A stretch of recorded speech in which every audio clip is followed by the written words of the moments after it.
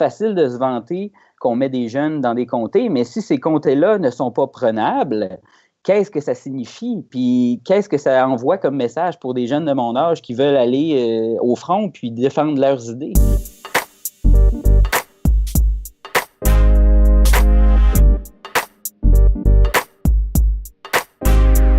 Aujourd'hui, on reçoit William Fradette, candidat du Parti québécois dans Lac-Saint-Jean. Il a 23 ans. Bonjour William. La campagne, comment ça se passe?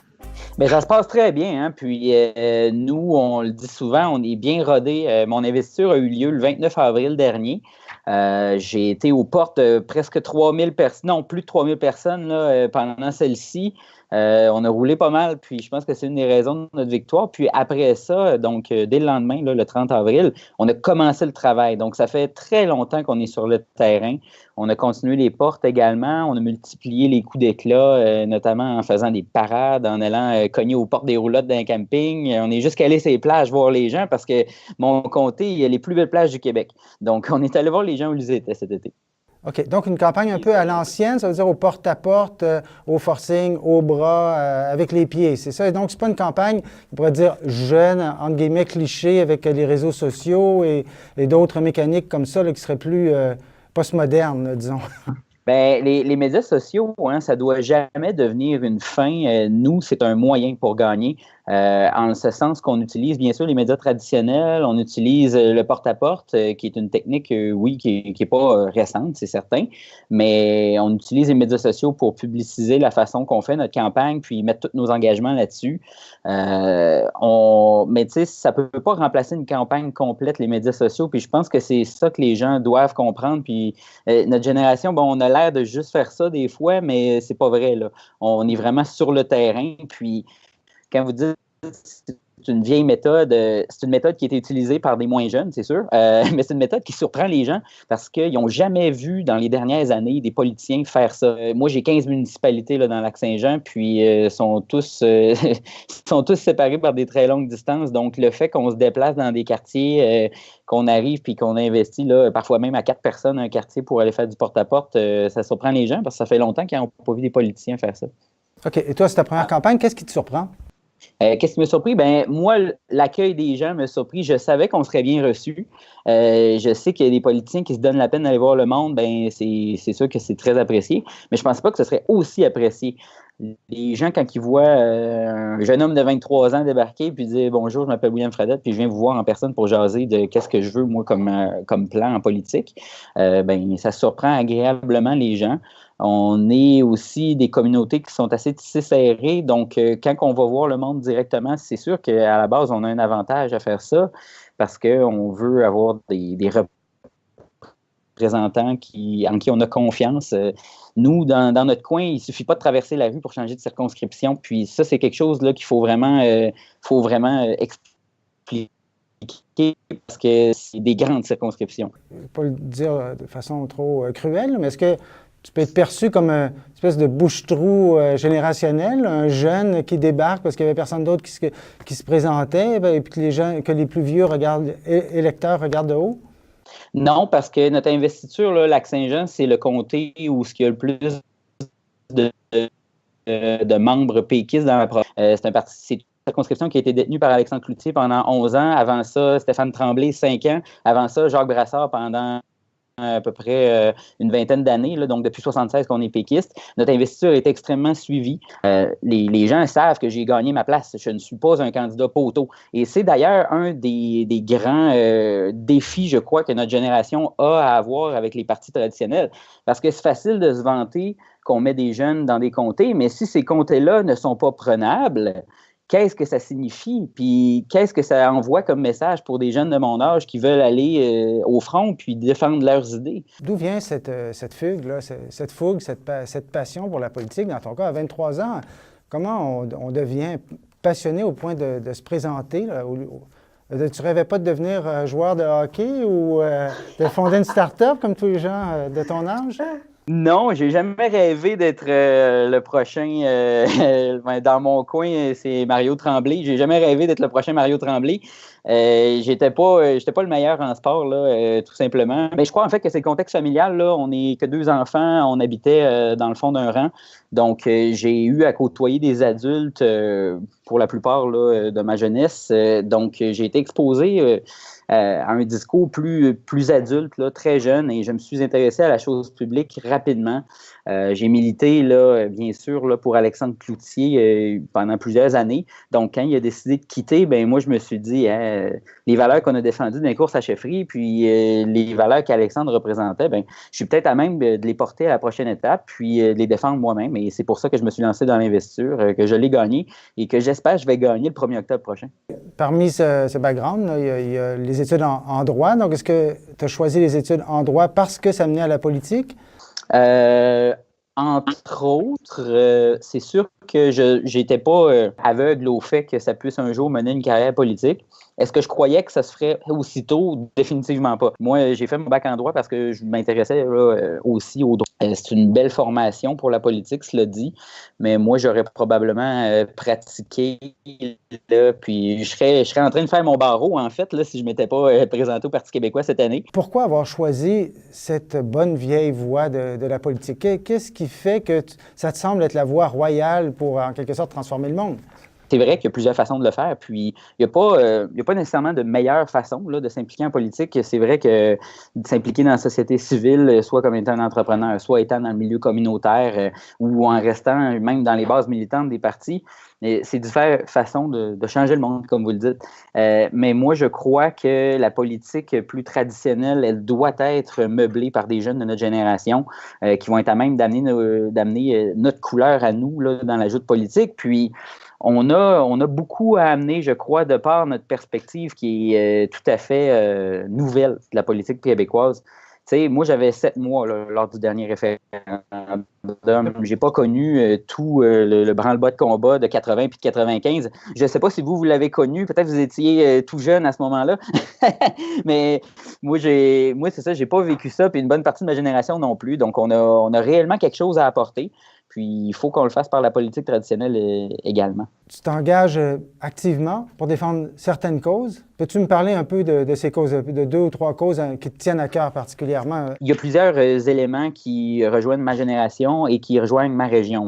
L'éducation, puis le retour et la rétention des jeunes en région, c'est 2 sujets sur lesquels je souhaite travailler dans mon prochain mandat, dans mon premier mandat, je devrais plutôt dire.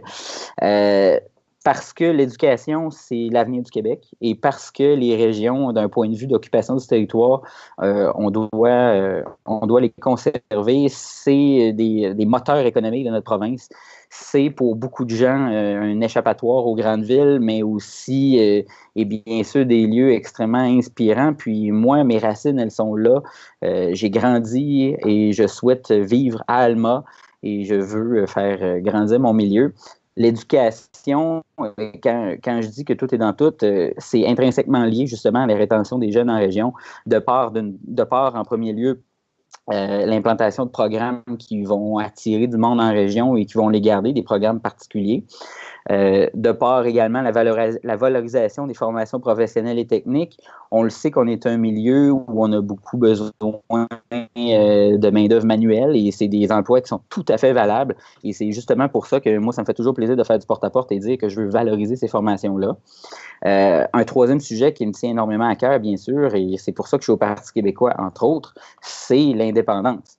Moi, je crois que l'indépendance, c'est une idée de jeunes, c'est pas l'idée d'une génération, c'est une idée de jeunes, de corps, bien sûr, mais d'esprit aussi.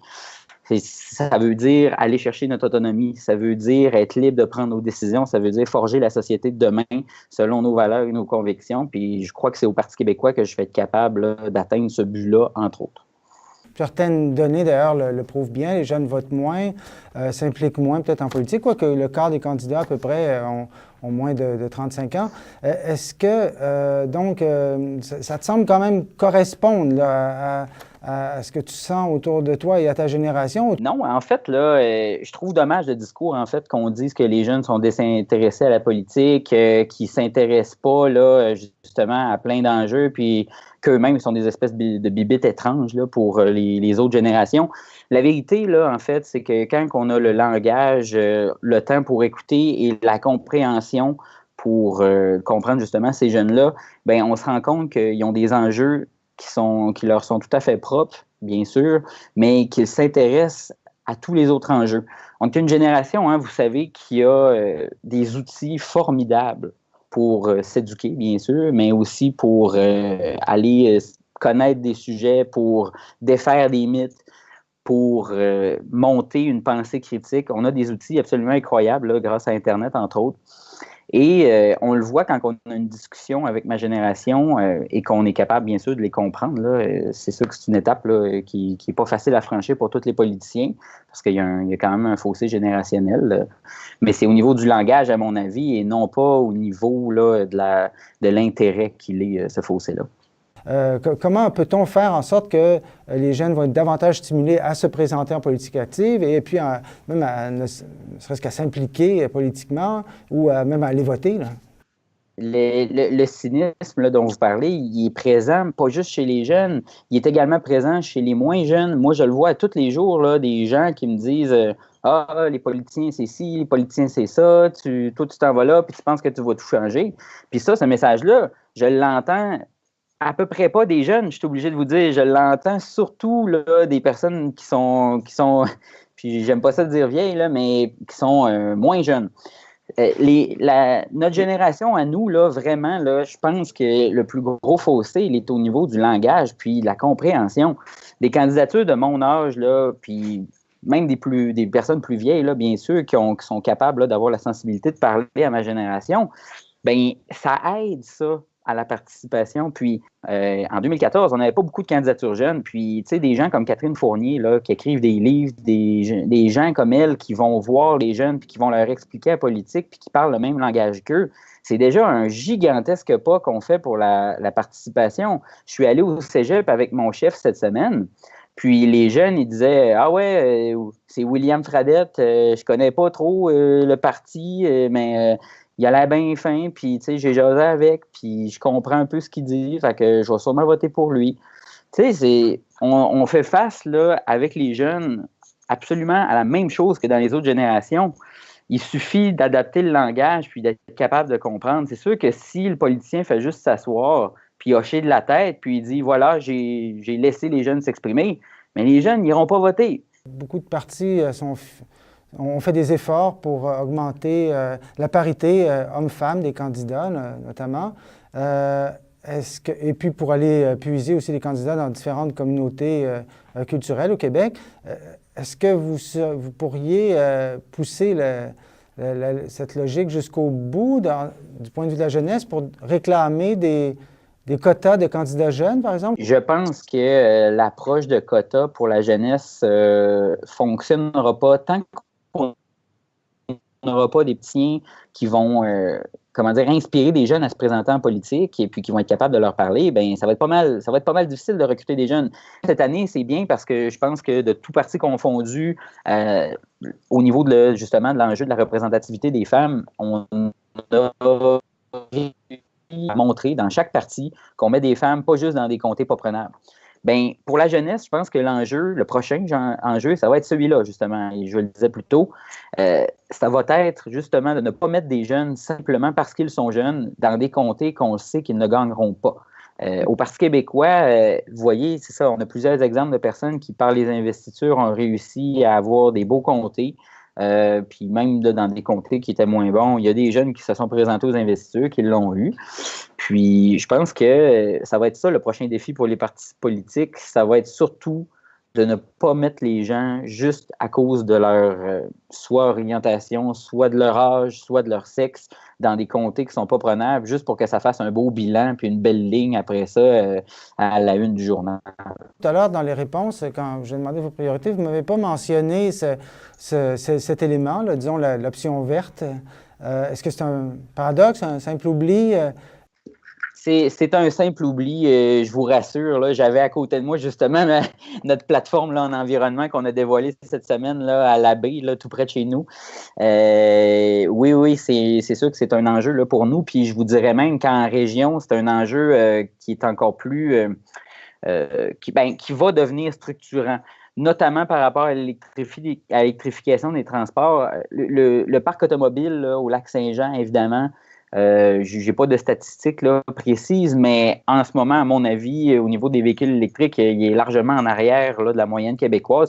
Et pour une raison très simple, là, les infrastructures de recharge pour les véhicules ne sont pas présentes. Dans la plus grosse ville de ma circonscription, il y a des bornes privées pour les quelques personnes qui ont des autos électriques. Sinon, c'est une borne au Saint-Hubert.